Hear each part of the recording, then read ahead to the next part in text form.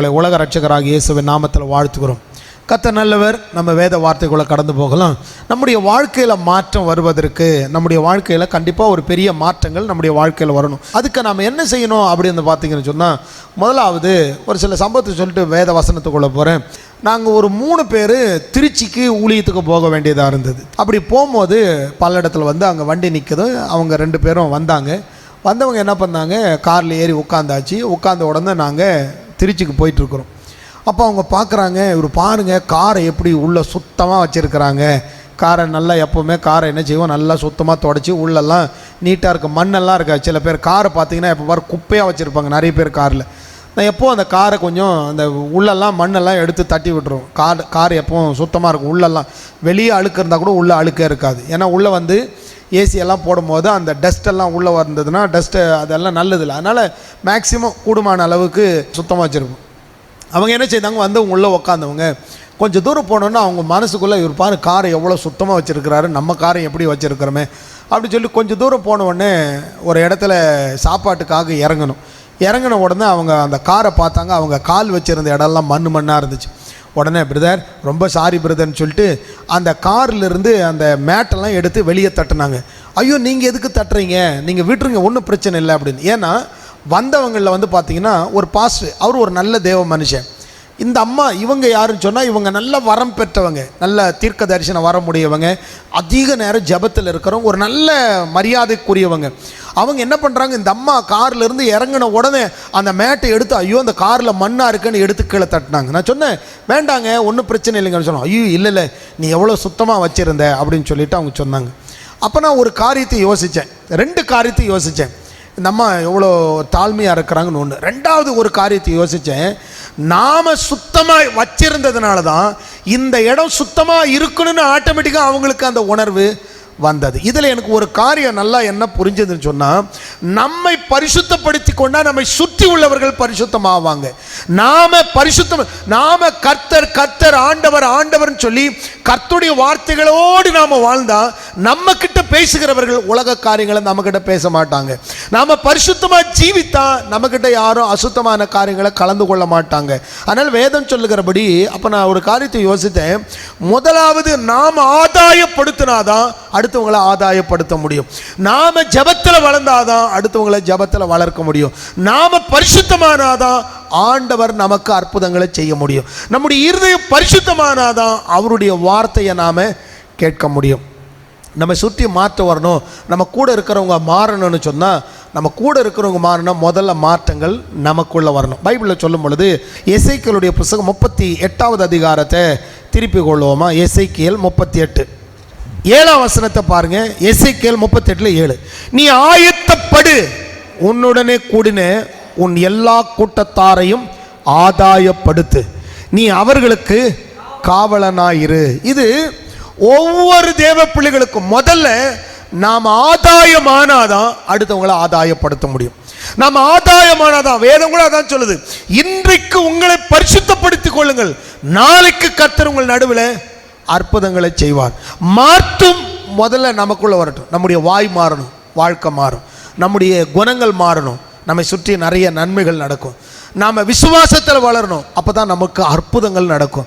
நமக்கு அற்புதங்கள் நடக்கணும்னு சொன்னால் ஜபம் இல்லாமல் தேவனுடைய சமூகத்தில் நம்மை தாழ்த்தாமல் அற்புதங்கள் நடக்காது.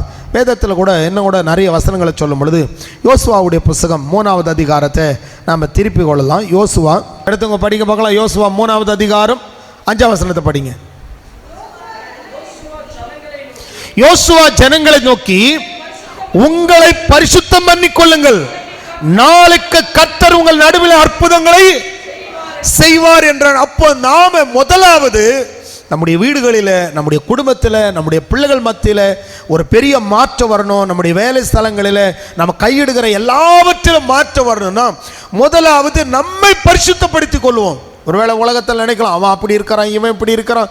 நமக்கு வேதம் என்ன சொல்லுது? பரிசுத்தம் உள்ளவர்கள் இன்னும் பரிசுத்தமாகட்டும். ஆண்டவர் சொல்றார், என் சமூகம் உனக்கு முன்பாக செல்லும். யாத்ராம புத்தகம் 33வது அதிகாரத்தை திருப்பிக் கொள்ளும். யாத்ராம புத்தகம் 33வது அதிகாரத்தை எடுத்து 14வது வசனத்தை வாசிக்கும் பொழுது அந்த இடத்துல சொல்லுது, அதற்கு அவர், என் சமூகம் உனக்கு முன்பாக செல்லும், நான் உனக்கு இளைப்பாறுதல் தருவேன் என்று சொன்னார். இந்த வருஷத்தில் நான் உங்களுக்கு சொல்லுகிறேன், தேவனுடைய சமூகம் உங்களுக்கு முன்பாக செல்லும்.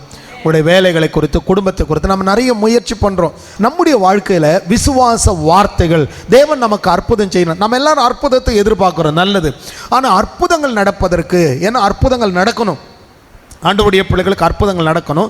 யாத்ராம புஸ்தகத்தில் அவர் சொல்றார், என் சமூகம் உனக்கு முன்பாக செல்லும். அப்படி சமூகம் முன்னாடி போகும் பொழுது கவனித்துக் கொள்ளுங்க, தேவனாகிய கர்த்தர் உங்களை ஆசீர்வதிக்கட்டும். எபேசியருடைய புஸ்தகம் 1 அதிகாரத்தை நாம் திருப்பிக் கொள்ளும். 3 வசனத்தையும் 4 வசனத்தையும் வாசிக்கலாம் பாருங்க. நம்முடைய கர்த்தராகிய இயேசு கிறிஸ்துவின் பிதாவாகிய தேவனுக்கு ஸ்தோத்திரம். அவர் கிறிஸ்துவுக்குள் உன்னதங்களில் ஆவிக்குரிய சகல ஆசீர்வாதத்தினால் நம்மை ஆசீர்வதித்திருக்கிறார். தமக்கு முன்பாக நாம் அன்பில் பரிசுத்தம் உள்ளவர்களும் குற்றம் இல்லாதவர்களுமாய் இருப்பதற்கு அவர் உலக தோற்றத்துக்கு முன்னே கிறிஸ்துவுக்குள் தம்மை தெரிந்து கொண்டபடியே. இந்த இடத்துல 2 காரியங்களை சொல்லுது. உலக தோற்றத்துக்கு முன்னாடியே கிறிஸ்துவுக்குள் நம்மை தெரிந்து கொண்டாராம். உலக தோற்றத்துக்கு முன்னாடி ஆவிக்குரிய ஆசீர்வாதங்களினால் நம்மை ஆசீர்வதித்தார்னு சொல்லுது. உலக தோற்றத்துக்கு முன்னாடி ஆவிக்குரிய ஆசீர்வாதம், இதை நிறைய பேர் குழம்புறாங்க. நமக்கு நல்ல தெளிவு இருக்கும். நிறைய முறை நான் உங்களுக்கு பேசிட்டேன். ஏன்னா உலக தோற்றத்துக்கு முன்னாடியே சகல ஆசீர்வாதங்கள் ஆவிக்குரிய ரீதியில் இருந்ததுன்னா இன்னும் உலகம் படைக்கப்படலை. அதனால் உலகம் தோன்றுவதற்கு முன்னமே எல்லாத்தையும் ஆயத்தப்படுத்தி இருந்தார். நிறைய நாம் கூட என்ன பண்ணுறோம், நம்முடைய பிள்ளைகளுக்கு நாம் நிறைய காரியங்களை ஒழுங்குபடுத்துகிறோம். இன்னும் ஸ்கூலுக்கே போகலை, அதுக்கு முன்னாடி பேக் வாங்குகிறோம், அதுக்கு முன்னாடி லஞ்ச் பாக்ஸ் வாங்குகிறோம், அதுக்கு முன்னாடி அவங்களுக்கு தேவையானதை முன்கூட்டி ஸ்கூலுக்கு போகிறதுக்கு முன்னாடி வாங்கி ரெடி ஆக்கிட்டு தான் கொண்டு போய் ஸ்கூலில் அட்மிஷனே போடுறோம். அதே போல தான் ஆண்டவர் கூட எல்லாவற்றையும் முன்கூட்டியே செய்துட்டார். இதை நமக்கு புரிஞ்சாதான் விசுவாச ஜபங்கள் நம்முடைய வாழ்க்கையில் வரும். ஏன் நம்முடைய வாழ்க்கையில் இந்த விசுவாச எண்ணங்களை அதிகமாக கொண்டு வர நினைக்கிறோம் அப்படின்னு சொன்னால், கிறிஸ்து ஏற்கனவே எல்லாவற்றையும் செய்து முடித்தார் என்பதற்கு.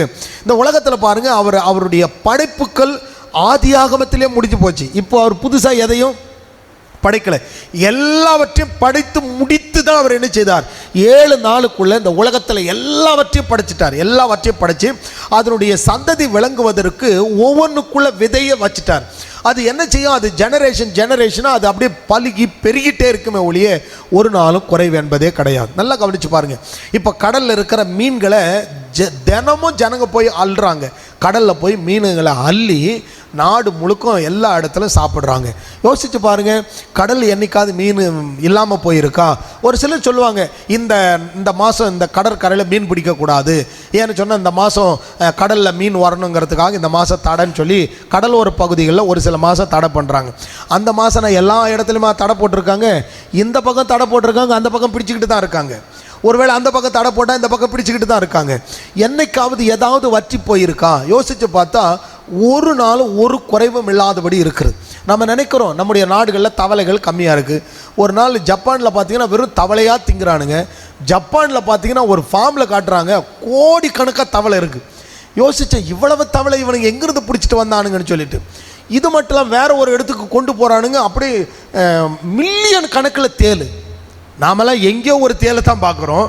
அவனுங்க ஏன்னா நம்ம அதை சாப்பிட்றதுல, அதனால் எங்கேயோ ஒன்று கிடக்குது.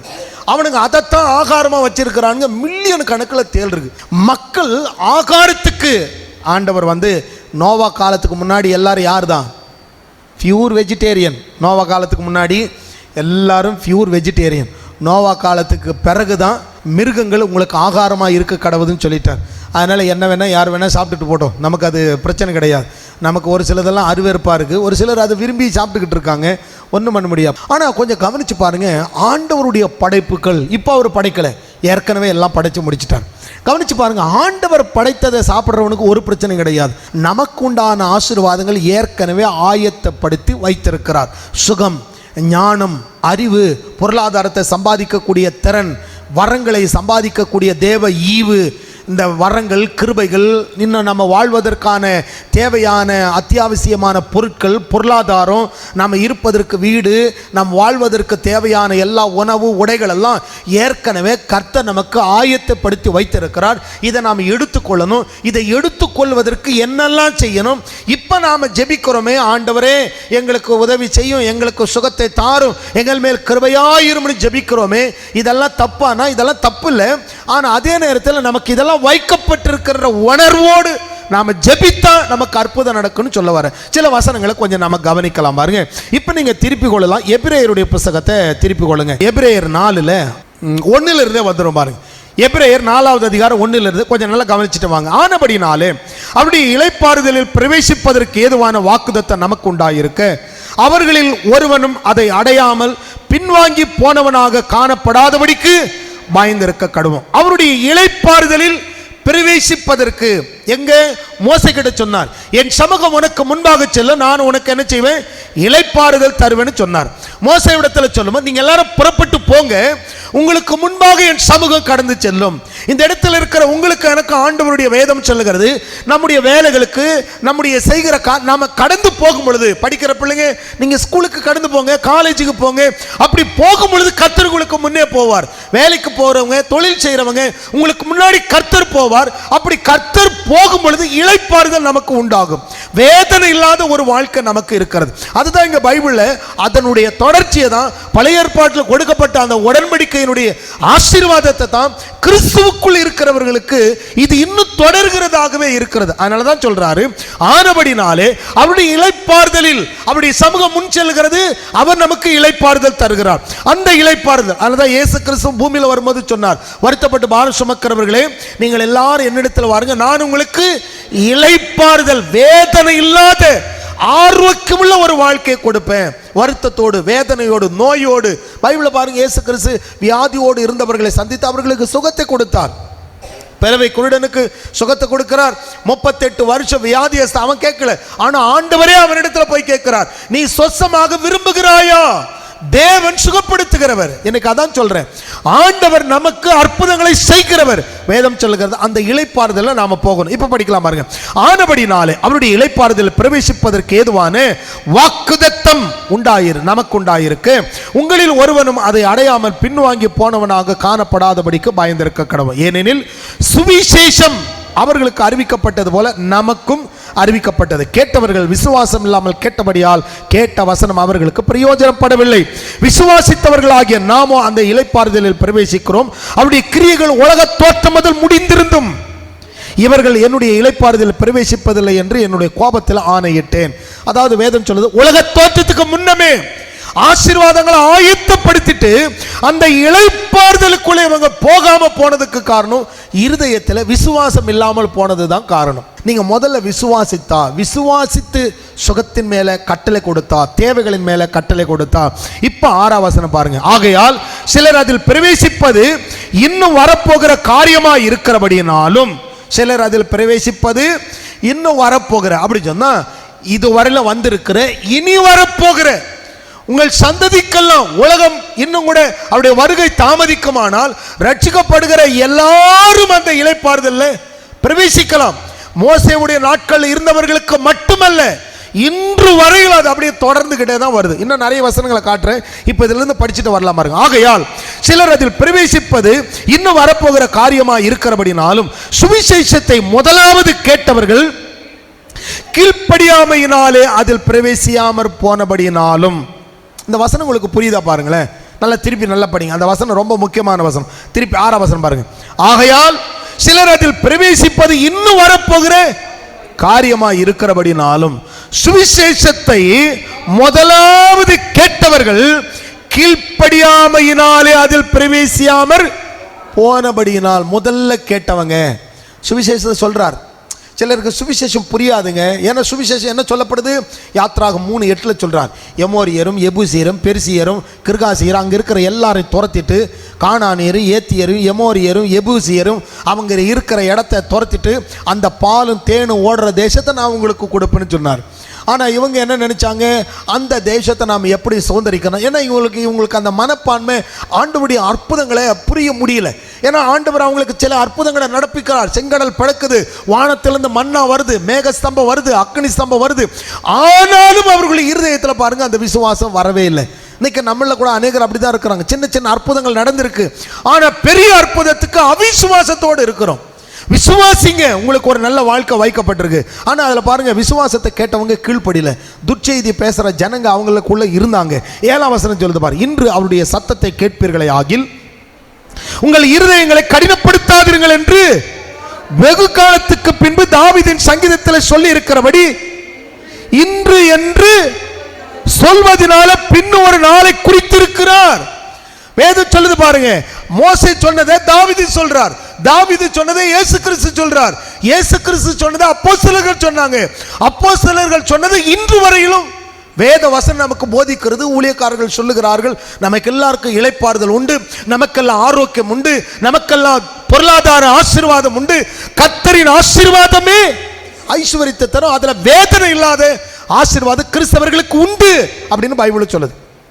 இதுதான் பைபிளை படிக்கிறோம். இன்று அவருடைய சத்தத்தை கேட்பீர்களே ஆகில் உங்கள் இருதயங்களை கடினப்படுத்தாதுங்க.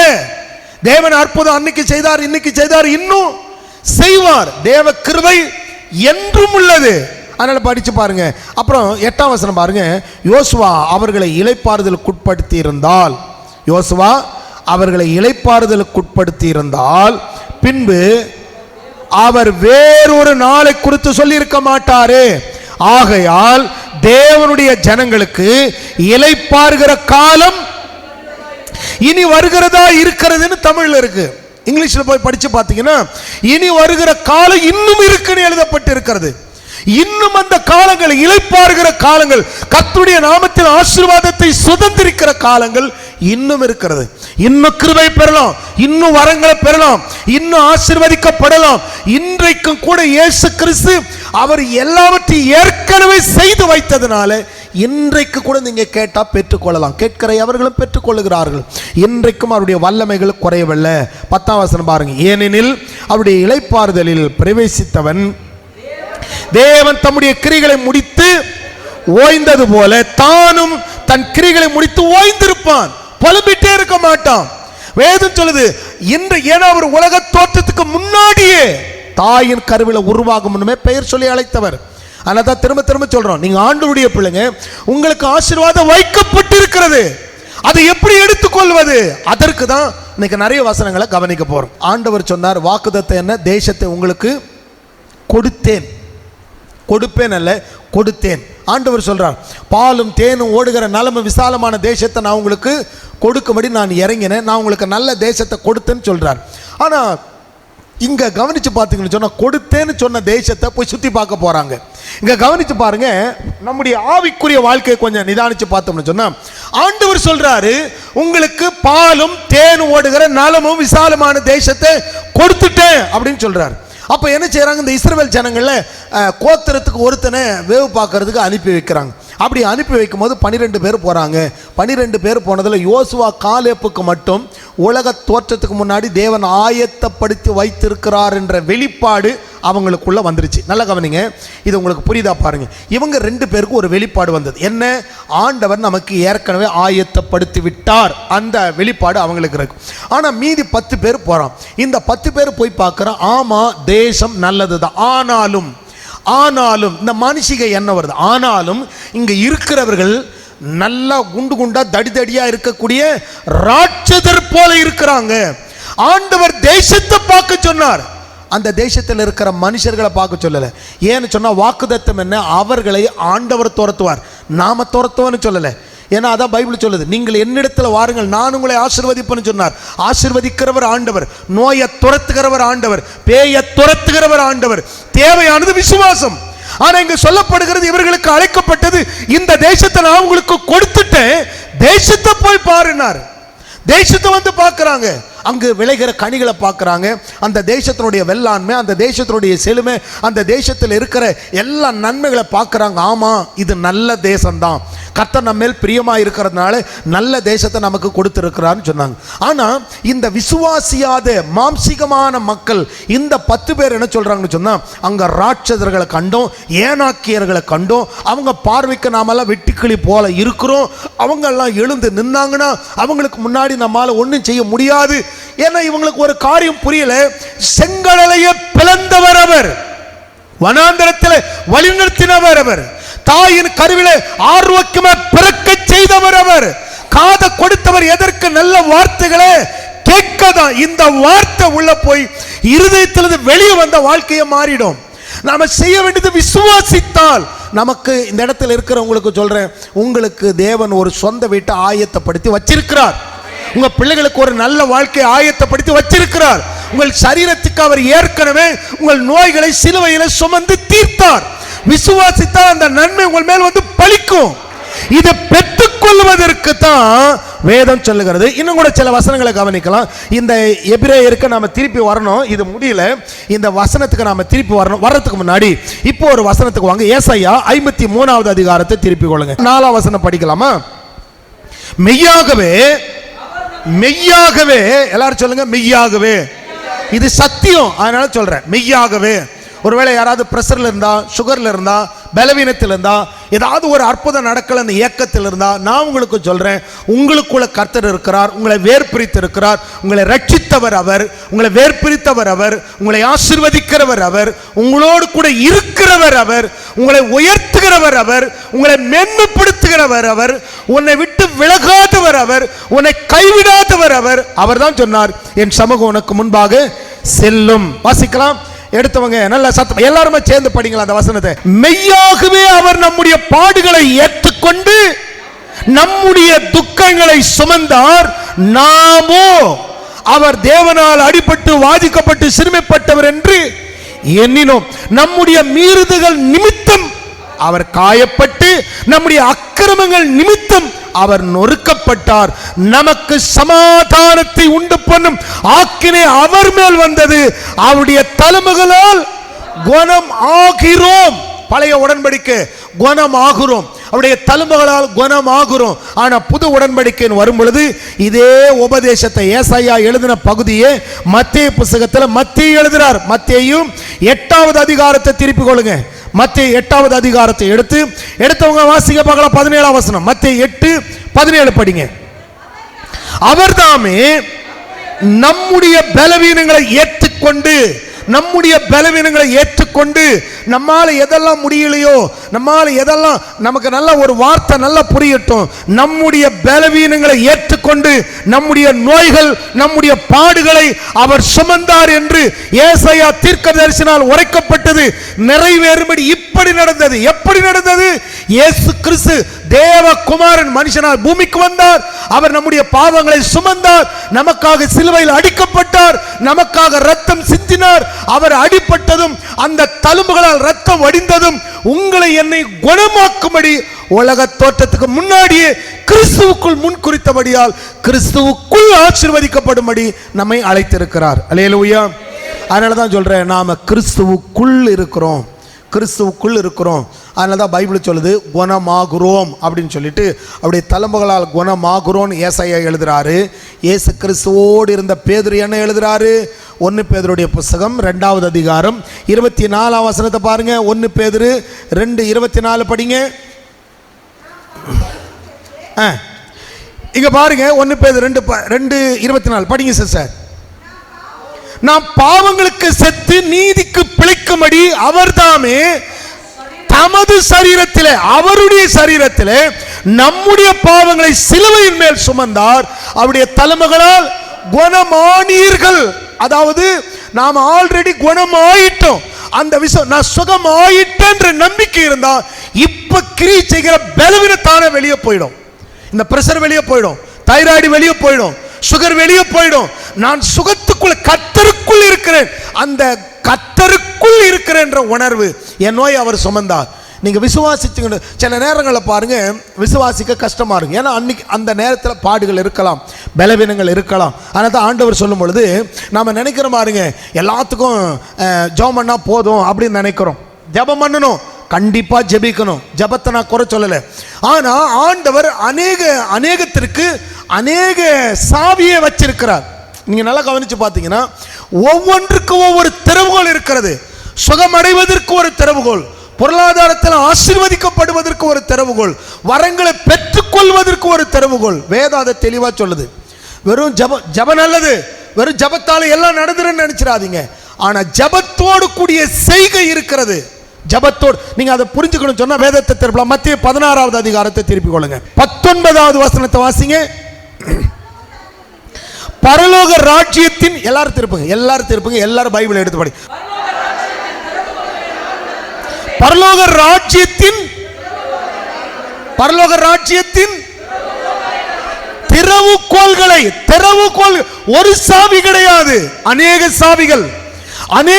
அதனாலதான் பைபிள் சொல்லுது பரலோக ராஜ்யத்தின் திறவுகோல்களை சுகம் என்பது, ஐஸ்வர்யம் என்பது, ஆரோக்கியம் என்பது, வரங்கள் என்பது, பொருளாதார நன்மை, இன்னும் பிள்ளைகளுடைய ஞானம், ஒருவர் ஞானத்தில், ஒருவர் தேவ தயவில், ஒருவர் வரங்களில், இப்படி அநேக ஆசீர்வாதங்களை பெற்றுக்கொள்ள வேதம் சொல்லுகிறது. பரலோக ராஜ்யத்தை, ஏன்னா ஆவிக்குரிய ஆசீர்வாதங்கள் பரலோகத்தில் ஆவிக்குரிய ரீதியில் வைக்கப்பட்டிருக்கிறது. இதை மாம்சிகத்தில் விரும்புகிறவர்கள் அதற்கான சாவியை எடுக்கும் பொழுது பொருளாதாரத்தில் வளருவதற்கு ஆண்டவர் சொன்னார், கொடுங்கள், அப்பொழுது உங்களுக்கு கொடுக்கப்படும். இந்த கர்த்தருக்கு விதைக்கிற மனுஷனுக்கு திரும்ப என்ன செய்வாங்க? ஆமிக்கு குளிக்கும் அடியில சரிந்து விழும்படி கொடுக்கப்படும். எல்லாத்துக்கும் ஜெபம் பண்ணா போதும் இல்லை. சில பேர் பாருங்க நல்லா ஜெபம் பண்ணுவாங்க, ஆனா காணிக்கன்னு வந்தா கையே வராது. சில பேர் பாருங்க தசம்பா கொடுக்க கஷ்டமா இருக்கும், காணிக்கை கொடுக்க கஷ்டமா இருக்கும், சபையில் ஏதாவது ஒரு அறிவிப்பு கொடுத்தா அது கொடுக்கறதுக்கு ரொம்ப கஷ்டப்படுவாங்க. ஆனா வேதம் சொல்லுகிறது ஒவ்வொன்றுக்கும் ஒவ்வொரு திறவுகோல் இருக்கிறது. வெறும் ஜெபம் நல்லது, ஜெபிக்கணும், கட்டாயம் ஜெபிக்கணும், ஜெபத்தோடு கூடிய செய்கை இருக்கணும். ஆபிரகாம் கிரியைகளினால் அல்லவோ நீதிமான் ஆக்கப்பட்டான். வசனம் சொல்லுது கிரியையோடு கூட இருக்கணும். அப்படி இருக்கும் பொழுது அதான் வேதம் சொல்லுது, பரலோக ராஜ்யத்தின் திறவுகோல்களை, அநேக சாவிகளை நான் உனக்கு தருவேன்.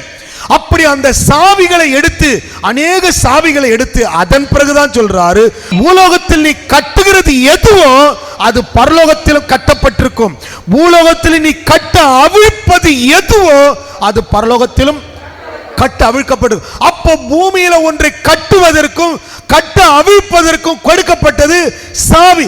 இந்த சாவிகளை வைத்து பூலோகத்தில் எதை துறக்கிறாயோ, ஆரோக்கியம் என்பதை துறந்தா ஆரோக்கியம் வரும், செழிப்பு என்பதை துறந்தா செழிப்பு வரும், வரங்கள் என்பதை துறந்தா வரங்கள் வரும். அதனாலதான் வேதம் சொல்லுது, எல்லாவற்றுக்கும் அநேக வழிகளை கர்த்தர் வைத்திருக்கிறார். அவரை அறிகிற அறிவு. ஒவ்வொரு நாளும் பாருங்க, ஒரு மனுஷன் ஜெபம்னு சொன்னா அப்படியே நின்றுட்டே நடந்துட்டு போயிடணும்னு கிடையாது. முழங்கால் படியிட்டு ஆண்டவருடைய சமூகத்தில் உன்னை தாழ்த்தினா, அந்தரங்கத்தில் உன்னை தாழ்த்தினா வெளியரங்கமான பலன் உங்களுக்கு கிடைக்கும். தேவனுடைய சமூகத்தில் உங்களை அர்ப்பணித்து உண்மையுள்ள மனுஷன் தான் பரிபூர்ண ஆசீர்வாதங்களை பெறுவான். ஆகையினால வேதம் சொல்லுது, அநேக சாவிகள். கர்த்தருக்கு பிரியமா முதல்ல நீங்க வாழ்ந்தா, ஆத்தும ஆதாயம் செய்தீங்கன்னா உங்க குடும்பத்தில் உள்ளவர்களுக்கு ஆரோக்கியம் உண்டாகும். ஆத்தும ஆதாயம் செய்தீங்கன்னா பரலோக ராஜ்யம் சந்தோஷப்பட்டு பரலோகத்தின் மதகுகள் உங்களுக்கு திறக்கப்படும். வேதம் சொல்லுகிறது பாருங்க, பரலோக ராஜ்யத்தின் திறவுகோள்களை, சமாதானத்துக்கு ஒரு சாவி, சுகத்திற்கு ஒரு சாவி, கடன் மாறுவதற்கு ஒரு சாவி. கடன் மாறணும்னு சொன்னால் முதல்ல ஒரு தீர்மானம் எடுக்கணும், இனி நான் கடன் வாங்க மாட்டேன் அப்படின்னு ஒரு தீர்மானம் எடுங்க. அப்போதான் ஆண்டவர் உங்களுக்கு பல வழியை திறந்து கொடுப்பார். கர்த்தருடைய ஆசீர்வாதம் உங்கள் வாழ்க்கையில் வரும். நீதிமொழிகளுடைய புத்தகம் 16வது அதிகாரத்தை திருப்பணும் சொன்னா 7ஆம் வசனத்தை படிங்க. நீதிமொழிகள் 16:7, ஒருவனுடைய வழிகள் கர்த்தருக்கு, ஒருவனுடைய வழிகள், உங்க வழி கர்த்தருக்கு பிரியமா இருந்தா, அடுத்து சொல்லுது பாருங்க, நீங்க ஒன்றும் செய்ய வேண்டாம், கர்த்தருக்கு பிரியமா ஜெபம் பண்ணுங்க, வேதம் வாசிங்க, தினந்தோறும் வேத தியானம் உங்களுக்கு இருக்கட்டும். பைபிளை படிக்காம வெளியே போகாதீங்க. என்ன அவசரமா இருந்தாலும் பைபிளை படிக்காம வெளியே போகாதீங்க. ஒவ்வொரு நாளும் ஒவ்வொரு தேவ மனுஷனுக்கும் வேத வாசிப்பு ரொம்ப முக்கியம். முழங்கால் படியிட்டு ஜெபிக்கிற அனுபவத்துக்குள்ள வாங்க. நல்ல வீட்டில் ஜெபம் பண்ணுங்க, முழங்கால் படியிடுங்க, ஆண்டவரை தேடுங்க, கர்த்தரை தேடுங்க. வேதம் சொல்லுது, ஒருவனுடைய வழிகள் கர்த்தருக்கு பிரியமாக இருந்தால் அவனுடைய சத்துருக்களும் அவனுடைய சமாதானம் ஆகும்படி செய்கிற தவறு. கவனிங்க, நாம ஒன்றும் செய்ய வேண்டாம். நாம செய்ய வேண்டியது அவருக்கு பிரியமான வழி, வேத வாசிப்பு. நம்மை பரிசுத்தப்படுத்தி கொண்டால் அவர் அற்புதங்களை அவர் செய்வார். எதிரிகளை, சத்துருக்களை அவர் பார்த்து கொள்வார். இங்கே வேதம் அதான் சொல்லுது. இஸ்ரவேல் ஜனங்களுக்கு சொல்றார், நீங்க போய் அந்த தேசத்தை பாருங்க. பார்க்க வேண்டியது நம்முடைய கடமை, விசுவாசிக்க வேண்டியது நம்முடைய கடமை. ஏன்னா ஆண்டவர் தான் சொன்னார். அந்த இடத்துல இருக்கிற யாத்ரா புத்தகம் 3வது அதிகாரம் 8ஆம் வசனத்தை போய் படிச்சு பாருங்க. அவர் சொல்றார், அவர்களை எகிப்தியர் கைகளுக்கு விடுதலையாக்கவும் அவர்களை அந்த தேசத்திலிருந்து கானானியரும் ஏத்தியரும் எமோரியரும் பெரிசியரும் ஏவியரும் எபூசியரும் இருக்கிற இடமாகிய பாலும் தேனும் ஓடுகிற நலமும் விசாலமான தேசத்தில் கொண்டு போய் சேர்க்க இறங்கினேன். சேர்க்கிறது அவர். நான் உங்களுக்கு ரொம்ப அன்பாக சொல்கிறேன், காலையில் எழுந்து உடனே பல்ல வலிக்கிட்டு முகம் கழுவிட்டு நீ படுத்த இடத்துல ஜெபம் பண்ணாமல் வேறு இடத்துல உட்காந்து முட்டி போட்டு ஒரு 5 நிமிஷமாவது ஜெபம் பண்ணி ஸ்தோத்திரம் பண்ணிவிட்டு ஒரு 5 வசனத்தையாவது படிச்சுட்டு அதுக்கப்புறம் அடுத்த வேலையை செய். அதுக்கப்புறம் தான் அடுத்த வேலை. ஒரு சிலர் பாருங்கள், எழுந்த உடனே எழுந்து காப்பி போடுறேன், அதை பண்ணுறேன், இதை பண்ணுறேன், சமைக்கிறேன்னு சொல்லிட்டு எல்லா பிள்ளைகளெல்லாம் அனுப்பிட்டு அதுக்கப்புறம் சமயம் கிடைச்சா ஜெபம். அது நீங்கள் யாரை கனப்படுத்துறீங்க? யோசிச்சு பாருங்க. அதிகாலையில் என்னை தேடுகிறவர்கள் என்னை கண்டடைகிறார்கள். என்னை கனம் பண்ணுகிறவர்களை நானும் கனம் பண்ணுவேன். அப்போ ஆண்டவர் உங்களை கனம் பண்ணுனா உங்கள் வழிகள் கர்த்தருக்கு பிரியமாக இருக்கட்டும். உங்கள் வீட்டுக்காருக்கு காஃபி போட்டு கொடுக்குறதோ, உங்கள் வீட்டுக்காருக்கு சமையல் பண்ணுறதோ, உங்கள் பிள்ளைகளை பராமரிக்கிறதோ நல்லது. அதற்கு முன்பாக ஒருவேளை டைம் ஆகிட்டா கூட உட்காருங்க, முழங்கால் போடுங்க, உட்காருங்க, ஜபத்தில் உட்காந்துட்டு ஆண்டவரே இந்த நாளை காண செய்த தயவிற்காக ஸ்தோத்திரம், இந்த நாள் முழுவதும் உடைய கிருபை எங்களை தாங்கட்டும். ஒரு 4 வசனத்தை படிங்க, ஒரு 4 ஸ்தோத்திரங்களை சொல்லுங்கள் ஆண்டவருக்கு சொல்லிட்டு அதுக்கப்புறம் எழும்பி உங்கள் காரியங்களை செய்வீர்களே ஆனால் உங்களுக்கு நஷ்டங்கள் வராது, உங்களுக்கு கஷ்டங்கள் வராது. காலையில் எழுந்த உடனே உங்கள் பிள்ளைகளுக்கு ஜெபம் பண்ண கற்றுக் கொடுங்க, ஜெபம் பண்ண கற்றுக் கொடுங்க. அதே இடத்துல படுத்த இடத்துல ஜெபம் பண்ணிங்க சொன்னால் முட்டி போட்டோன்னு அப்படியே கொட்டாவி வச்சுட்டு இருப்பாங்க. இடத்த மாற்றணும், முகத்தை கழுவணும், பல்ல வளைக்கி உங்களை சுத்தப்படுத்தி கொண்டு தேவ சமூகத்தை கடந்து வாங்க. வேதம் சொல்லுகிறது ஒரு மனுஷனுடைய வழிகள் நீங்கள் எந்த அளவுக்கு கர்த்தரை கனம் பண்ணுகிறீங்களோ அந்தரங்கத்தில் நீங்கள் கனம் பண்ணால் வெளியரங்கத்தில் கர்த்தர் உங்களை கனம் பண்ணுவார். நீங்கள் ஆண்டவரிடத்தில் ஜெபித்துட்டு நீங்கள் வேலைக்கு போகிற நபராக இருந்தால் ஆண்டவர் அந்த வேலை ஸ்தலத்தில் கர்த்தர் உங்களை உயர்ந்த இடத்துல வைப்பார். அந்நிய கண்கள் எல்லாம் உங்கள் சொந்த கண்கள் காணும்படி கர்த்தர் உயர்த்துவார். ஆனால் தான் வேதம் சொல்லுது, நீதிமொழிகளில் சாலமோன் அந்த ஞானத்தை எழுதுகிறார், எப்படியெல்லாம் மக்கள் வாழணும் ஞானத்தை குறித்து அவர் போதிக்கும் பொழுது அவர் சொல்றார். நீதிமொழிகள் புஸ்தகம் 16வது அதிகாரம் 7ஆம் வசனத்தை திருப்பி படிங்க. ஒருவனுடைய வழிகள் கர்த்தருக்கு பிரியமாயிருந்தால் அவனுடைய சத்துருக்களும் அவனுடைய சமாதானம் ஆகும்படி கர்த்தர் செய்வார். இன்னும் கூட வசனம் சொல்லுது பாருங்க, மத்திய புஸ்தகம் 6வது அதிகாரத்தை திருப்பினீங்கன்னா நமக்கு நிறைய ஆசீர்வாதங்கள் தேவை. பணம் தேவை, பொருள் தேவை, சுகம் தேவை, அநேக நன்மைகள் நமக்கு தேவை. வேதம் சொல்லுது எல்லாரும் தேடுறாங்க, நிறைய பேர் கவலைப்படுறோம், ஐயோ நாளைக்கு நம்முடைய தேவைகளுக்கு நாம் என்ன செய்வோம். எல்லாருக்கும் பல தேவைகள் இருக்குது. அந்த தேவையின் மத்தியில் முதலாவது தேவனை தேடுங்க. உங்களுக்கு ஒரு பெரிய தேவை இருந்தால் யார் கொடுப்பான்னு மனுஷனை தேடி ஓடுறதுக்கு முன்னாடி கொஞ்ச நேரம் ஆண்டவரை தேடுங்க. மத்திய புஸ்தகம் 6வது அதிகாரம் 30வது வசனத்தை படித்து பார்க்கலாம். வேதம் சொல்லுது, அற்ப விசுவாசிகளே, இன்றைக்கு இருந்த நாளைக்கு அடுப்பில் போடப்படும் காட்டு புல்லுக்கு தேவன் இவ்விதமாய் உடுத்துவித்தால் உங்களுக்கு உடுத்துவிப்பது அந்த அதிகங்கிறது மட்டும் ரவுண்ட் பண்ணிக்கங்க. அது ரொம்ப நல்ல ஒரு வார்த்தை, அதிக நிச்சயம் அல்லவா. அதுக்கப்புறம் சொல்கிறாரு பாருங்க, அடுத்து சொல்கிறாரு முதலாவது 33ஆம் வசனத்தை எல்லாரும் படிங்க. முதலாவது தேவனுடைய ராஜ்யத்தையும் அவருடைய நீதியை தேடுங்க. முதலாவது தேவனுடைய ராஜ்யத்தை, காலையில தேவ ராஜ்யத்தை தேடுங்க. காலையில் எழுந்த உடனே முகத்தை கழுவி ஒரு 5 நிமிஷமாவது முழங்கால் படிடுங்க. நின்றுக்கிட்டு ஜெபம் பண்ணாதீங்க, நின்றுக்கிட்டு ஜெபம் பண்ணாங்க, முழங்கால் படிங்க. முட்டி வலிக்குது பிரதர், படி ஏறவே முடியல பிரதர், முழங்கால் போடுங்க, சரியாயிடும். நீங்கள் வீட்டில் முட்டி போடுங்க, ஆண்டவருடைய சமூகத்தில் உங்கள் தலைகளை தாழ்த்துங்க. எல்லா இடத்திலும் கர்த்தர் உங்கள் தலையை நிமிர பண்ணுவார். நீங்கள் தலை நிமிர்ந்து வாழணும்னு சொன்னால் தேவ சமூகத்தில் போய் ஆண்டவருடைய சமூகத்தில் உங்களை தாழ்த்துங்க. வேதம் சொல்லுது, முதலாவது காலையில் எழுந்த உடனே முதலாவது நீங்கள் உங்கள் வீட்டில் இருக்கிற யாருக்கு என்ன செய்கிறீங்களோ முதலாவது தேவனை தேடுங்க. முதலாவது அவருடைய ராஜ்யத்தை தேடுங்க. அப்படி நீங்கள் தேடுனீங்கன்னு சொன்னால் பைபிள் சொல்லுது பார், முதலாவது தேவனுடைய ராஜ்யத்தையும் அவருடைய நீதியையும் தேடுங்கள், அப்பொழுது இவைகள் எல்லாம் உங்களுக்கு அந்த கூட ரொம்ப கவனிங்க. முதலாவது தேவனை தேடினீங்கன்னா உங்களுக்கு என்ன தேவையோ அதெல்லாம் கூட வந்துடும். ஒரு வீடு தேவையா, வீட்டோடு சேர்த்து பொருளும் வந்துடும். வீட்டுக்கு தேவையான பொருள், வீடு மட்டும் கிடைச்சா போதுமா? அந்த வீட்டில் சேர்ஸ் இருக்கணும், வாஷிங் மிஷின் இருக்கணும், ஃப்ரிட்ஜ் இருக்கணும், சோஃபா இருக்கணும், மெத்தை இருக்கணும், என்னென்னலாம் இருக்கணும், ஃபேன் இருக்கணும். என்னெல்லாம் யோசிக்கிறீங்களோ நீங்கள் தேவ ராஜ்யத்தை தேடினா நீ எதை கேட்குறியோ அதனோடு கூட எல்லாமே வரும். ஒரு கம்மல் வாங்கின ஆண்டவரேன்னு ஜெபம் பண்ணிங்கன்னா அந்த கமலோடு சேர்ந்து ஜிமிக்கியும் வரும், அந்த ஜிமிக்கியோடு சேர்ந்து ஒரு செயினும் வரும். அதாவது சில நீங்கள் நல்லா ஜெபம் பண்ணிங்கன்னா நல்ல ஜெபத்துக்கு காதில் கம்மலோடு ஒரு சங்கிலி தலைக்கு ஒரு கிளிப்போடு வந்துடும். எப்போ முதலாவது தேவனை தேடுங்க. அப்போது கம்மல் கிடைக்கும்னு மட்டும் தேடாதீங்க, வாழ்க்கை மாறணும்னு தேடுங்க. கர்த்தருக்கு ஸ்தோத்திரம். வேதம் சொல்லுது கூட கொடுக்கப்படும்னா, ஒரு உதாரணத்துக்கு இப்போ ஒரு கார் வாங்குறோன்னா அந்த காருக்கு தேவையான டீசலும் கூடவே கொடுக்கப்படும், அதுக்கு தேவையான எல்லா தேவைகளும் சந்திக்கப்படும். அதனால தான் ஆண்டவர் சொன்னார், இந்த ரவுண்ட் பண்ணி வச்சுங்க, இந்த கூட கொடுக்கப்படும்.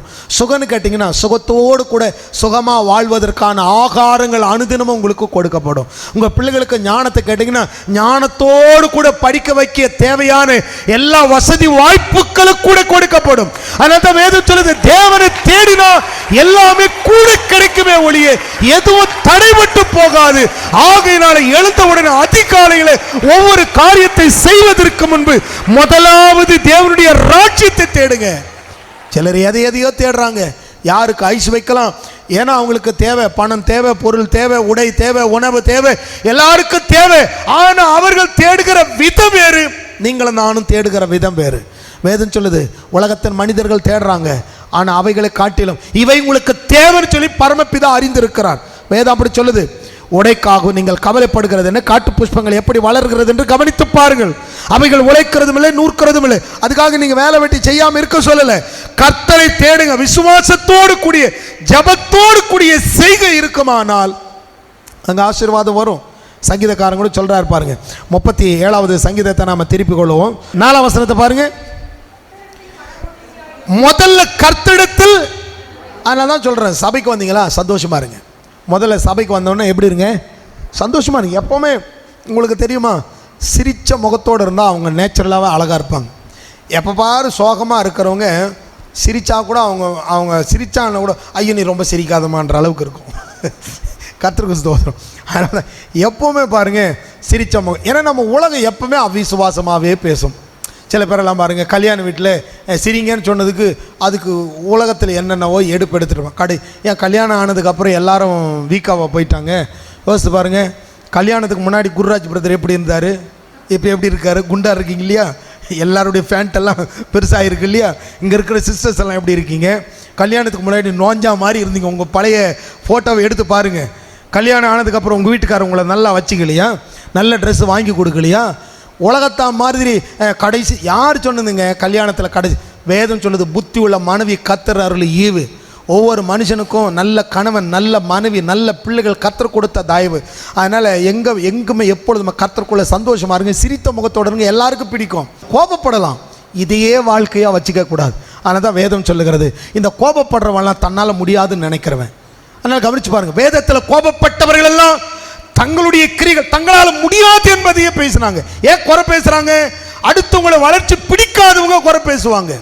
ஏன் நம்முடைய வாழ்க்கையில் அதிக கோபப்படுறோம்? நம்ம மேல நம்பிக்கை இல்லாததுனால தான் கோபம் வருது. ஏன் இஸ்ரவேலர்களுக்கு கோபம் வந்தது? இந்த மோசே நமக்கு வேண்டாம் அப்படின்னு ஒரு தீர்மானத்துக்கு வந்தாங்க. இவங்க அழுதாங்க. இவங்க எல்லாம் சொல்றாங்க, எங்களை இந்த பாலைவனத்தில் சாகரத்துக்காக கூட்டிட்டு வந்த, நாங்க எகிப்தில செத்துருந்தா கூட நல்லா இருக்குமே, அங்க பிரேத குழி இல்லைன்னா இங்க கூட்டிட்டு வந்த. ஏன் இப்படி எல்லாம் பேசுறாங்க? அவிசுவாசம், பயம். நான் உங்களுக்கு சொல்றேன், யாருக்கு பயம் அவிசுவாசம் வருதோ அவங்க எல்லாம் கோபப்படுவாங்க. விசுவாசமா இருக்கிறவங்க சொல்லுவாங்க, கர்த்தர் பார்த்து கொள்வார். பைபிளை பாடுறோம் பாருங்க, நம்ம கூட பாட்டெல்லாம் பாடுறோம் பாருங்க, யெகோவா ஈரே எல்லாவற்றையும் பார்த்து கொள்வீர், கலங்களப்பா நாங்க கலங்களை. பைபிளை எடுத்து படிச்சு பாருங்க. ஆகாரே சொல்றான், நீர் என்னை காண்கிற தேவன், அவர் பார்த்து கொள்வார். ஆபிரகாம் சொல்றான், ஈசாக்கு கிட்ட ஆடு, அதை அவர் பார்த்து கொள்வார். நாம் போகிற பாதை, நான் உங்களுக்கு அதான் சொல்கிறேன், முதலாவது ஜெபம் பண்ணிட்டு போங்க, வேலையை ஆண்டவர் பார்த்து கொள்வார்.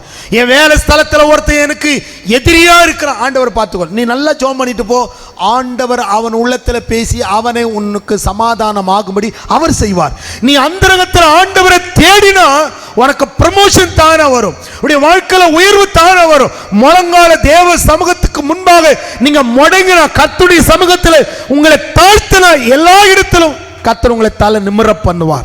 அவர் நிமிர பண்ணுவார். வேதம் சொல்லுது பாருங்க, 37வது சங்கீதம் 4வது வசனம், கர்த்தரிடத்தில் மன மகிழ்ச்சியா இரு, முதல்ல சந்தோஷமா இரு, அதுக்கப்புறம் ஆண்டவர் என்ன செய்வார்னா உன் இருதயத்தின் வேண்டுதல்களை உனக்கு அருளி செய்வார். நீ முதல்ல சந்தோஷமா இரு, ஆண்டவரிடத்தில் சந்தோஷமா இருங்க. பைபிள் எடுத்து படிச்சு பார்த்தீங்கன்னா தானியேலுடைய புத்தகம் 12வது அதிகாரத்தை திருப்புங்க. தானியேல் 12வது அதிகாரம் 3வது வசனத்தை படிங்க. ஞானவான்கள் ஆகாய மண்டலத்தில் ஒளியைப் போலவும் அநேகரை நீதிக்குட்படுத்துகிறவர்கள் நட்சத்திரங்களைப் போலவும் என்றென்றைக்கும் உள்ள சதா காலங்களிலும் பிரவேசிப்பார்கள். இங்க என்ன சொல்லுதுன்னு சொன்னா, இந்த இடத்துல அநேகரை நீதிக்குட்படுத்துகிறவர்கள், பிள்ளைகளை ஜபத்தில் நடத்துறவங்க, புருஷனை ஜபத்தில் நடத்துறவங்க, மனைவி ஜபத்தில், இப்படி நீங்கள் ஜபத்தில் நடத்துறவங்களா, விசுவாசத்தில் நடத்துறவங்களா இருந்தால், கஷ்டத்தின் மத்தியில் விசுவாச வார்த்தைகளை பேசுகிறவர்களா இருந்தீங்கன்னு சொன்னால், வேதம் சொல்லுகிறது என்றென்றைக்கும் பிரகாசமுள்ள சதா காலங்களிலும் நீங்கள் பிரகாசிப்பீங்க. ஏன்னா உங்களுக்குள்ள இருந்து தேவன் பிரகாசிக்க பண்ணுவார். முதல்ல சந்தோஷமா இருங்க. பைபிளை பாருங்க, பைபிளை சொல்லுது, தானியேலை தூக்கிட்டு போய் சிங்க கபியில் போட்ட உடனே ஐயோ ஐயோன்னு அவன் அலர்னா கத்தனான்னு பைபிள் இல்லை. பைபிளில் சொல்லப்பட்டிருக்கு, அவனை தூக்கி சிங்க கபியில் போடுறாங்க. சிங்க கபியில் போட்ட உடனே ஒரு ராஜா வந்து கேட்குறான், தானியேலே நீ இடைவிடாது ஆராதிக்கிற கர்த்தர் உன்னை தப்புவிக்க வல்லவராக இருந்தாரான்னு கேட்கும்போது சொல்கிறான், ஆமாம் ராஜா, என் ஆண்டவர் என்னை தப்பு வச்சா நான் உயிரோடு தான் இருக்கிறேன். இவன் ஒரு பக்கம் இருக்கிறான், சிங்கம் ஒரு பக்கம் இருக்குது. சிங்கத்தினுடைய வாயை கத்தர் கட்டினார். அந்த இடத்துல ஷாத்ராக், மேஷாக், ஆபேத்நேகோன்னு சொல்கிறோமே, அனனியா, மிஷாவேல், அசரியா, அவங்கள தூக்கி தீயில் போடுறதுக்கு முன்னாடி அவங்கள என்ன பண்ணாங்க? அவங்கள கட்டுனாங்க. கட்டும்போது கத்துனாங்களா? தூக்கும் போது ஐயோயோன்னு காலை கையை உதச்சிக்கிட்டு டே விட்டுறா விட்டுறா ஐயோயோ. அவங்க என்ன செய்தாங்க? ஒரே ஒரு வார்த்தை தான் சொன்னாங்க, நாங்கள் ஆராதிக்கிற தேவன் எங்களை விடுவிக்க வல்லவர், விடுவித்தால் விடுவிக்காமற் போனாலும். ஏன்னா 1000 பேர் நீங்க சந்தேகப்படலாம். அவங்க சொன்னாங்க பார்த்தீங்களா, விடுவிக்காமற் போனாலும். ஏன் அதை சொன்னாங்கன்னு சொன்னா, அநேகருக்கு டவுட்டு, இவங்களுக்கு மட்டும்தான் உறுதி. இந்த அனனியா, மிசாவேல், ஆசரியா 3 பேர் சொல்றாங்க, ராஜாவே இதை குறித்து நீங்க எங்ககிட்ட பேசவே வேண்டாம், நீ என்ன பண்ணாலும் இந்த சிலைகளை நாங்கள் வணங்க மாட்டோம், ஏன்னா நாங்கள் ஆராதிக்கிற தேவனை மட்டும்தான் வணங்குவோம். 1000 அட்வைஸ் பண்றாங்க, யாரும் ஆறுதல் சொல்றாங்க. எல்லாரும் நினைச்சாங்க செத்து போயிடுவான், இவனுங்க முடிஞ்சானுங்க, நீங்க 3 பேர் சாகரத்தை பார்க்க போறோம், அந்த உறுதியில் இருக்கிறாங்க. அதனால தான் சொல்றான், அவங்கள பார்த்து சொல்றான், விடுவித்தாலும் விடுவிக்காமற் போனாலும். ஏன்னா நீங்கள் இருக்கிற அநேகருக்கு அவிசுவாசம் இருக்கலாம். நான் உங்களுக்கு சொல்கிறேன், நன்மை நடந்தாலும் நடக்காவிட்டாலும் கர்த்தர் கைவிடவே மாட்டார்ன்ற உறுதியில் இருங்க. தீமையை கூட கர்த்தர் நன்மையாக தான் மாற்றுவாரே ஒழிய ஒரு நாள் நமக்கு தீமை நம்மளை முழுக்கி விடாது. அதனால தான் அவங்க சொல்கிறாங்க, நாங்கள் ஆராதிக்கிற கர்த்தர் இன்னார் என்பதை நாங்கள் அறிவோம். அவங்க சொல்கிறாங்க, நாங்கள் ஆண்டவர் எங்களை விடுவித்தாலும் விடுவிக்காமற் போனாலும் இந்த சிலையை நாங்கள் வணங்க மாட்டோம்னு சொன்னாங்க. அவங்க கதரில் கர்த்தருக்குள்ளே சந்தோஷமாக இருந்தாங்க, கர்த்தருக்குள்ள சந்தோஷமாக இருந்தாங்க. ஆண்டவரை துதிச்சுட்டே இருந்தாங்க, ஆண்டவரை மகிமைப்படுத்திக்கிட்டே இருந்தாங்க. தூக்கி தீயில போட்டாங்க பாரு, தூக்கிட்டு போனவன் கருகி செத்துட்டான், ஆனால் தீயில போடப்பட்ட இவங்க சாகலை. ஏன்னு சொன்னால், ஒருவேளை நினைக்கலாம் கட்டுறதுக்கு அனுமதிக்கலாம், தூக்குறதுக்கு அனுமதிக்கலாம், தீ கிட்டவே அனுமதிக்கலாம், ஏன் தீயிலே போடுறதுக்கு கூட அனுமதிக்கலாம். நமக்கு சில உபத்திரவங்கள் வரலாம், ஆனால் அந்த உபத்திரவத்துக்கு கூட உறுதியான நம்பிக்கை இருக்கட்டும். உலக தோற்றத்துக்கு முன்னாடி கர்த்தரை முன்குறித்து ஆசீர்வதித்து விட்டார். நான் ஆசீர்வதிக்கப்பட்டவன். எல்லா வாய்களை திறந்து சொல்லுங்க, நாங்கள் ஆசீர்வதிக்கப்பட்டவர்கள். நல்லா சத்தமாக சொல்லுங்க, எங்கள் குடும்பம் ஆசீர்வதிக்கப்பட்ட குடும்பம். ஏன்னா வேதம் சொல்லுது, தேவனுடைய வார்த்தை சொல்லுகிறது, நீங்கள் ஆசீர்வதிக்கப்பட்டவர்கள். வேதத்தில் எடுத்து படித்து பார்த்தீங்கன்னு சொன்னால் ஒவ்வொரு வசனமும் அதை தான் சொல்லுது. உலக தோற்றத்துக்கு முன்னாடி.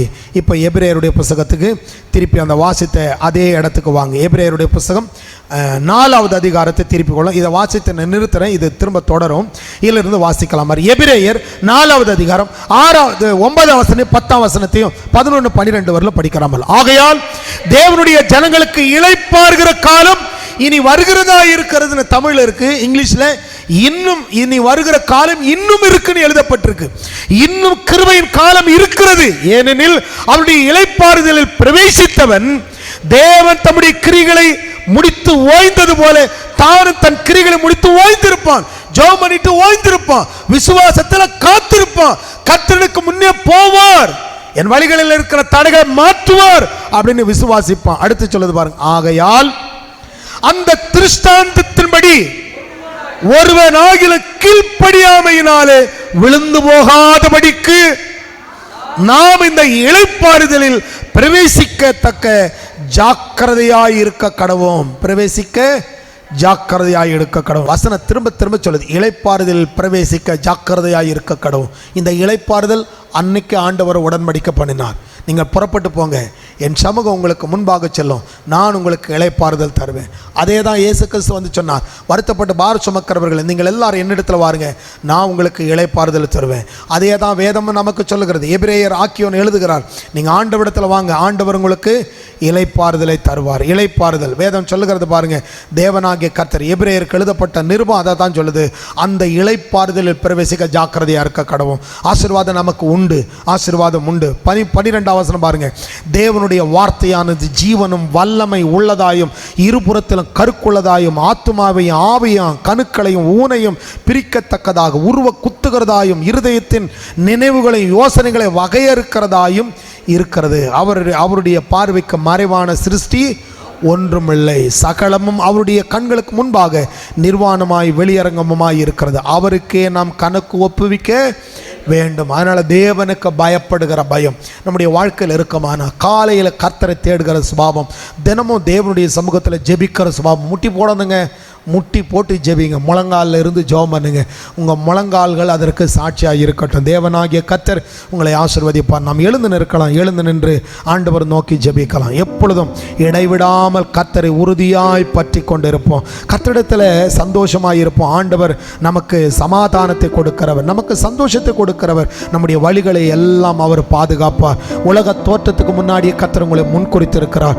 வானத்தையும் பூமியும் படைத்த கர்த்தராலே நீங்கள் ஆசீர்வதிக்கப்பட்டவர்கள். ஆகையினால எல்லாரும் சொல்லுங்க, ஆண்டவரே என் குடும்பத்தை ஆசீர்வதிக்கும்படி ஆண்டவரே பரலோக ராஜ்யத்தின் திறவுகளை நீர் எங்களுக்கு கொடுத்திருக்கிறீர். பூலோகத்தில் நாங்கள் எவைகளை கட்டுகிறோமோ, இந்த வேளையில் உங்களுக்கு எவைகளெல்லாம் கட்ட தோணுகிறதோ அவைகளை கட்டுங்க. வியாதியை கட்டுகிறோம், பலவீனங்களை கட்டுகிறோம், கடனை கட்டுகிறோம், பொல்லாத சத்துரு கொண்டு வருகிற எல்லா தடைகளை கட்டி நிர்மூலமாக்குகிறோம் சொல்லி ஜெபம் பண்ணுங்க. வேதம் சொல்லுகிறது, எவைகளை கட்டு அவிழ்ப்பீர்களோ ஆசீர்வாதம் என்கிற கட்டை அவிழ்க்கிறோம். ஆசீர்வாதம் எங்கள் தலைமையில வருவதாக. ஆண்டவர் எங்களுக்கு ஆயத்தம் பண்ணி வைத்திருக்கிற அத்தனை நன்மைகள் எங்கள் வாழ்க்கையில் வெளிப்படுவதாக. நாங்கள் கர்த்தராலே ஆசீர்வதிக்கப்பட்டவர்கள் என்பதை விளங்கும்படி எங்கள் மேலும் எங்கள் பிள்ளைகள் மேலும் ஆசீர்வாதம் கடந்து வருவதாக. ஞானத்தை நாங்கள் கட்டவிழ்க்கிறோம், பொருளாதாரத்தை நாங்கள் கட்டவிழ்க்கிறோம், ஆவிக்குரிய வரங்களை நாங்கள் கட்டவிழ்க்கிறோம். சாட்சியுள்ள வாழ்க்கை வாழும்படி சாட்சியுள்ள ஜீவியத்துக்கு தேவையான நன்மைகளை கட்டவிழ்க்கிறோம். கர்த்தருடைய ஆசீர்வாதம் எங்கள் வாழ்க்கையில வெளிப்படுவதாக. வாய்களை திறந்து சொல்லுவோமா, ஆண்டவரே உம்முடைய நாமத்தில் பேசுகிறோம். ஆரோக்கியம் என்கிற கட்டவிழ்க்கிறோம். ஆரோக்கியம் எங்கள் மேல் கடந்து வருவதாக. பலவீனத்தை கட்டி நிர்மூலமாக்கி அப்பாலே போ என்று சொல்லி பிசாசுடைய கிரிகளை அப்புறப்படுத்துகிறோம். கையின் பிரயாசங்களை தடையை கொண்டு வருகிற சாத்தானை நிர்மூலமாக்குறோம். பொருளாதாரத்தில் வளர்ச்சி உண்டாகட்டும். ஒவ்வொருவருக்கும் அற்புதம் செய்யுங்கப்பா. வேலை இல்லாத பிள்ளைகளுக்கு வேலை வாய்ப்பை உண்டு பண்ணி கொடுங்க. இந்த இடத்துல பிசினஸ் ஆரம்பிக்க நினைக்கிறவர்களுக்கு பிசினஸ் ஆரம்பிக்க வழிவாசலை திறந்து கொடுங்கப்பா. ஒரு கம்பெனியில சம்பளம் வாங்குகிறவர்களாய் அல்ல, இவர்கள் சம்பளம் கொடுக்கிறவர்களாய் மாறும்படிக்கு வானத்தின் மதகுகளை திறந்து இடங்கொள்ளாமல் போக மட்டும் ஆசீர்வதிக்கும்படி ஆசீர்வாதத்தின் கட்டுக்களை அவிழ்க்கிறோம். ஆசீர்வாதம் இவர்கள் தலைமேல் வருவதாக. ஆண்டவரே ஆசீர்வாதத்தை கட்டளையிடுங்க அப்பா. ஹாஸ்பிட்டலுக்கு மருந்து வாங்க கடந்து போகிற பிள்ளைகள் மேல் ஆண்டவரே ஆரோக்கியத்தை கட்டவிழ்க்கிறோம். ஆரோக்கியத்தை கட்டவிழ்க்கிறோம் ஆண்டவரே. பலவீனம் கொடுக்கிற சுகரை, பிரஷரை, தைராய்டு, என்னென்ன வியாதி இருக்கிறதோ அந்த வியாதிகளை கட்டி அந்த சாத்தானை எடுத்து அப்புறப்படுத்துகிறோம். ஒவ்வொரு தேவ மனுஷனையும் பிசாசு வியாதி தொடக்கூடாது. ரத்த கோட்டைகளை ஒப்பு கொடுக்கிறப்பா.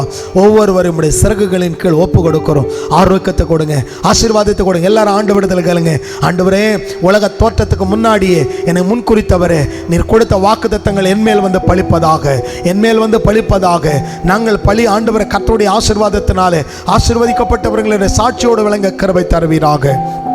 நன்றி இயேசுவே. எங்களை அதிகமாக நேசிக்கிற நல்ல ஆண்டவரே, ஆசீர்வதிக்கப்படுதான் இந்த நல்ல வேலைக்காக நன்றி செலுத்துகிறோம். கர்த்தருடைய வார்த்தை கேட்ட இவர்கள் மேல் கர்த்தருடைய ஆசீர்வாதம் கடந்து வந்து ஒவ்வொருவரையும் பலப்படுத்துகிறதற்காய் ஸ்தோத்திரம். நீர் ஏற்கனவே ஆசீர்வதித்து விட்டீர். அந்த ஆசீர்வாதங்கள் இப்பொழுதெல்லாம் இவர்கள் வாழ்க்கையில் வெளிப்படுகிறதற்காக ஒவ்வொருவரும் சுகத்தோடும் பலத்தோடும் சமாதானத்தோடும் சந்தோஷத்தோடு புறப்பட்டு ஆண்டவரே இந்த பூமியில் கர்த்தருடைய தாய்வள வாழ்ந்து உடைய நாமத்தை மகிமைப்படுத்தும்படி தேவன் உண்டாக்கின எல்லா நன்மைகளுக்காக நன்றி செலுத்துகிறோம். இன்னும் அதிகமாய் ஆசீர்வதிங்க. சந்ததியில பெருக்க வரட்டும். குழந்தை இல்லாத பிள்ளைகளுக்கு இயேசுவின் நாமத்தினாலே குழந்தை பாக்கியத்தை கொடுத்து பலுக பெருக கிருபை தாரும். வேலை இல்லாத பிள்ளைகளுக்கு நல்ல வேலை வாய்ப்புகளை கர்த்தர் உண்டாக்குங்க. கடலில் இருக்கிற பிள்ளைகள் கடலிலிருந்து வெளியே வருவார்களாக. அடமானத்தில் இருக்கிற நகைகள், பத்திரங்கள் எதெல்லாம் அடமானத்தில் இருக்கிறதோ அதை திருப்பும்படியான ஒரு வழிவாசலை ஆண்டவர் நீர் வைத்திருக்கிறீர். வானத்தின் மதகுகளை திறந்து இடங்கொள்ளாமல் போக மட்டும் ஆசீர்வதிக்கிறீர். இன்னும் ஆசீர்வாதங்கள் உங்களுடைய பிள்ளைகளுடைய வாழ்க்கையில் வெளிப்படட்டும். ஒளிப்படத்தில் இருக்கிற புதையல்களை சுதந்திரிக்கட்டும். கர்த்தரின் ஆசீர்வாத வேதனை இல்லாத ஐஸ்வர்யத்தை பெற்றுக் கொள்ளட்டும். யாவர் மேலும் உடைய கிருபை இருப்பதாக. தொடர்ந்து ஆளுகை ஆசீர்வதி காத்துக்கொள்ள உயர்த்த மேன்மைப்படுத்தும். எல்லா துதிகர மகிமைகளை உமக்கு செலுத்துகிறோம். நாம் மகிமைப்படுத்தும். இயேசு கிறிஸ்துவின் நாமத்தில் பிதாவே, ஆமென்.